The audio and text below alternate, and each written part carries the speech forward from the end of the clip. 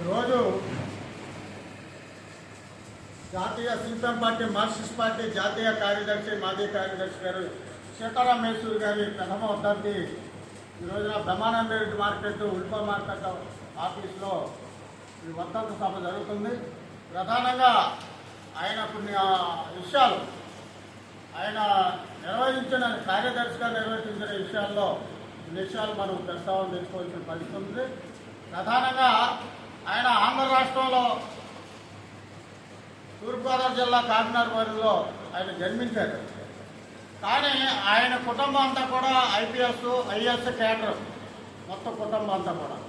కానీ ఆ క్యాడర్లో ఉన్న సీతారాం యేచూరి గారు సిపిఎం పార్టీలోకి రావడం అంటే చాలామంది ఆశ్చర్యకరం కలిగించే పద్ధతిలో ఆశ్చర్యపడతారు. ఎందుకంటే ఆయన చదువుకున్న కానీ ఢిల్లీ పట్టణంలో మరి యూనివర్సిటీలో గోల్డ్ మెడలిస్ట్ ఆయన గోల్డ్ మెడలిస్టు. అక్కడ చదువుకున్నప్పుడే అప్పుడు ఇందిరాగాంధీ ప్రధానమంత్రిగా ఉండేటప్పుడు ఆనాడే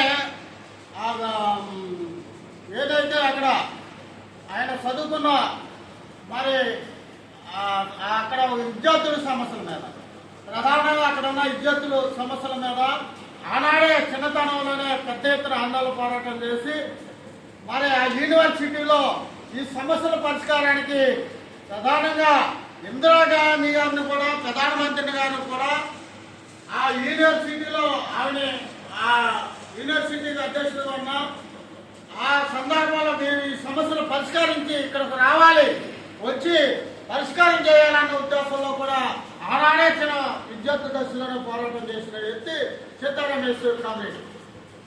ఆయన మరి కమ్యూనిస్ట్ పార్టీ భావంలోకి వచ్చిన తర్వాత కమ్యూనిస్ట్ పార్టీగా ఉన్న సందర్భంలో కమ్యూనిస్ట్ పార్టీ సిద్ధాంతాలు ఆశ్రయించిన తర్వాత ఆయన అంతకుముందు హరికిషన్ సింగ్ సూర్జత్తు, అదేవిధంగా ప్రకాష్ కాంత్ గారు జాతీయ కార్యదర్శిగా ఉండేటప్పుడు ఆయన విదేశాలు ఎక్కువగా ఇతర దేశాల్లో కూడా పర్యటన చేసిన వ్యక్తి కామ్రేడ్ సీతారాం యేచూరి గారు.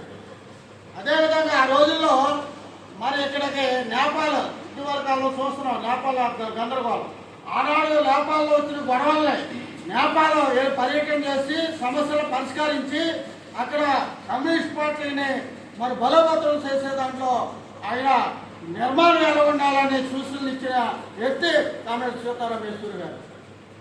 అదేవిధంగా మన భారతదేశంలో అనేకమంది మరి జాతీయ కార్యదర్శిగా వివిధ రాష్ట్రాల్లో సమస్యల మీద అధ్యయనం చేయడంలో కానీ, అదేవిధంగా కార్యకర్తలను కూడా ఆ రకంగా రూపొందించే పద్ధతిలో మరి సీతారాం యేచూరి గారు మంచి కృషి సాధించారు అనేది చెప్పుకోవాల్సిన విషయాలు ఉన్నాయి. దీంతో పాటుగా మరి సీతారాం యేచూరి గారు ఈ రోజున మనం ఆలోచించాలి. ఆయన ఏదైతే ఈ రోజు మనం ఆలోచిస్తున్నాం, మరి ఈనాడు బీజేపీ ప్రభుత్వం అధికారంలో ఉంది. మోడీ గారు ఇప్పటికే 11 సంవత్సరాలు దాటుతుంది అధికారంలోకి వచ్చి. ఈ టైంలో భారతదేశం లౌకిక భారతదేశానికి తూట్లు పడిచే విధానంగా, లౌకిక భారతదేశానికి మతం పేరుతోటి, కులం పేరుతోటి, ఆర్ఎస్ఎస్ భావాలతోటి ఈ రోజు దేశాన్ని ఇచ్ఛిన్నం చేసే పద్ధతిలో ఆలోచించే సందర్భంలో ఆయన లేపడం అనేది చాలా లోటు అనేది మనం గమనించవలసిన సందర్భాలు ఉంది. ఈరోజు అన్ని పార్టీల్ని ఐక్యపరిచి ఇక్కడ మరి ఇండియా కూటమిని కూడా ఐక్యపరచడంలో ఈ ఆలస్యం బీజేపీ విధానాలకు వ్యతిరేకంగా పెద్ద ఎత్తున ముందుకు నడిపించడంలో ఆవిడ సీతారాం యేచూరి గారు గొప్ప మేధావి. ఆయన గొప్ప మేధావి. అన్ని రకాల విషయాల్లో కూడా ముందుండి నడిపించే వ్యక్తి కామ్రేడ్ సీతారాం యేచూరి గారు. అందుచేత మనం ఆయన విషయాల్లో చెప్పుకుంటే ఆయన జీవిత విషయాలు అనేక విషయాలు చెప్పుకోవాల్సిన సందర్భాలు ఉన్నాయి. ఆయన సిద్ధాంతానికి, ఆయన ఆశయాన్ని ముందుకు తీసుకెళ్లే దాని గురించి మనమందరం కూడా ఆ రకమైన ఆయన అడుగుదాడలో నడిచే దాని గురించి ఆలోచించాలని ఈ వర్ధంతి సందర్భంగా మరొకసారి మీ అందరి విజ్ఞప్తి చేస్తున్నా. కామ్రేడ్ సీతారాం యేచూరి జోహార్.